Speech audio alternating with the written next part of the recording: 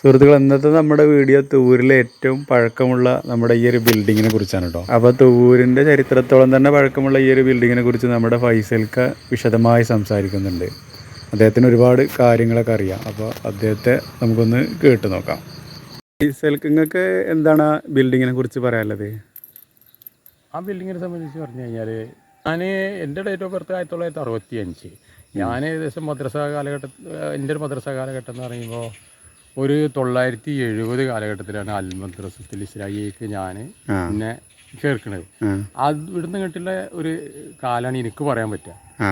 അപ്പോൾ അന്ന് തന്നെ വളരെ പ്രൗഡായിട്ട് അങ്ങാടിയിൽ നിലനിൽക്കുന്ന, ഇന്ന് ഞാൻ പ്രൗഡെന്ന് ഉദ്ദേശിക്കുന്നത് എന്താണെന്ന് വെച്ചാൽ, അന്നത്തെ ആധുനികത എന്ന് പറയുമ്പോൾ ഓട് പോലത്തെ കാര്യങ്ങളാണ്. ഓടിട്ട കെട്ടിടങ്ങളെ കൂട്ടത്തിൽ എനിക്ക് തോന്നുന്നത് ഇന്ന് അങ്ങടിയിൽ പ്രമുഖമായിട്ട് അവശേഷിക്കുന്ന കെട്ടിടങ്ങൾ ഈ ബിൽഡിങ്. അത് കളത്തിലെ ഉണ്ണിരാജൻ ഹാജിൻ്റെ ഉടമസ്ഥയിലുള്ള കെട്ടിടമാണ്. അവരൊക്കെ സുഹൃത്തുക്കളായതുകൊണ്ട് അറിയാലോ. അപ്പോൾ ആ കെട്ടിടത്തിൽ അന്ന് ഓർമ്മയിൽ തങ്ങി നിൽക്കുന്ന ഒരു സ്ഥാപനം എന്ന് പറയുമ്പോൾ നമ്മളെ മംഗളോദയം വായനശാലയാണ്.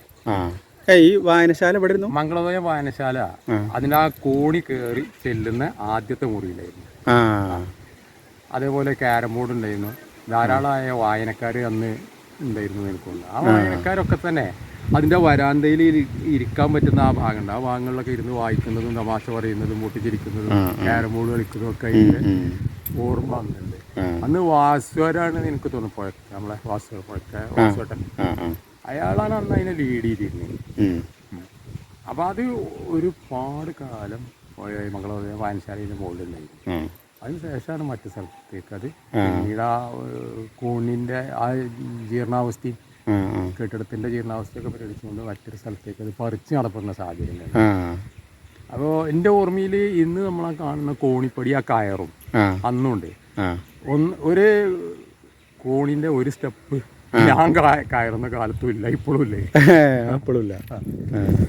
എന്നിട്ട് പിന്നെ ഈ കോണിൻ്റെ വിശ്വാസത്തിലല്ല സത്യത്തിൽ അതിന് മോൾക്ക് കയറുന്നത്. അതിന് മോൾക്ക് കയറുന്നത് മോള് കെട്ടിയതല്ല, ഇല്ല കയറിന്റെ. അത് കുറെ നമ്മൾ സിനിമയിലും കണ്ടിട്ടുണ്ട്, ഇങ്ങനെ കയറുമ്പോ ഇങ്ങനെ തൂങ്ങിയിറങ്ങണം. മറ്റേ നരേന്ദ്ര മകൻ ജയകാന്തൻ മകൻ സിനിമയിലൊക്കെ അത് കാണാനാണ്. അത് ശരിക്കും പറഞ്ഞേ സിനിമകളിലൊക്കെ അത്ര രംഗങ്ങൾ കാരണം വളരെ സിംബോളിക്കായിട്ടാണ് കാണിക്കുന്നത്.